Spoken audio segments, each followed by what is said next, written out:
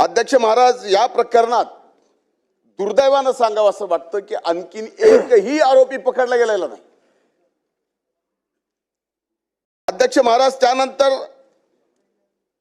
पुन्हा ॲडव्होकेट मंगेशांवरती हा हल्ला, त्याच्यानंतर लक्ष्मण हाके यांच्यावरती 2-3दा हल्ले, या पुढे जाऊन वाघमारे यांच्यावरती हल्ला.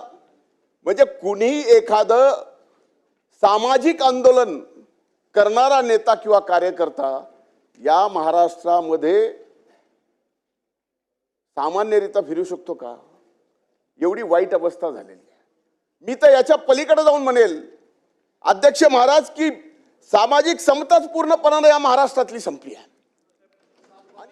अध्यक्ष महाराज, आपल्या संमतीने एक पॉइंट ऑफ इन्फॉर्मेशन या ठिकाणी उपस्थित करतोय. काल रात्री आमच्या बीड जिल्ह्यामध्ये धारूर तालुक्यात माजलगाव ते धारूर या प्रवासाच्या दरम्यान प्रसिद्ध वकील आणि ओबीसी समाजाचे नेते व आरक्षणाचे अभ्यासक ॲडव्होकेट मंगेश ससाने यांच्या वाहनावर मध्यरात्री हल्ला घडवून आणला. याच्या अगोदर अध्यक्ष महाराज माननीय लक्ष्मण हाके यांच्या सहकारी असलेला पवन करवर याच्यावर माजलगाव तालुक्यात एका हॉटेलमध्ये जीव घेणा हल्ला झाला. अनेकांनी झुंड करून त्याचे हातपाय तोडले. आजही तो व्यवस्थित रित्या चालू शकत नाही. अध्यक्ष महाराज, या प्रकरणात दुर्दैवानं सांगावं असं वाटतं की आणखीन एकही आरोपी पकडला गेलेला नाही.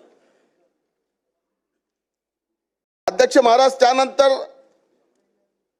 पुन्हा ॲडव्होकेट मंगेशांवरती हा हल्ला, त्याच्यानंतर लक्ष्मण हाके यांच्यावरती 2-3दा हल्ले, या पुढे जाऊन वाघमारे यांच्यावरती हल्ला. म्हणजे कुणीही एखादं सामाजिक आंदोलन करणारा नेता किंवा कार्यकर्ता या महाराष्ट्रामध्ये सामान्यरित्या फिरू शकतो का? एवढी वाईट अवस्था झालेली आहे. मी तर याच्या पलीकडे जाऊन म्हणेल अध्यक्ष महाराज की सामाजिक समताच पूर्णपणाने या महाराष्ट्रातली संपली आहे.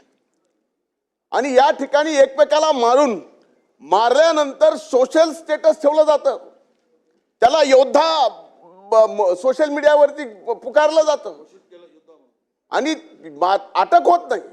हे दुर्दैव आहे. एका भावाला जर शिक्षा झाली दुसऱ्या भावाला व्हायला पाहिजे, सारखा गुन्हा असेल तर.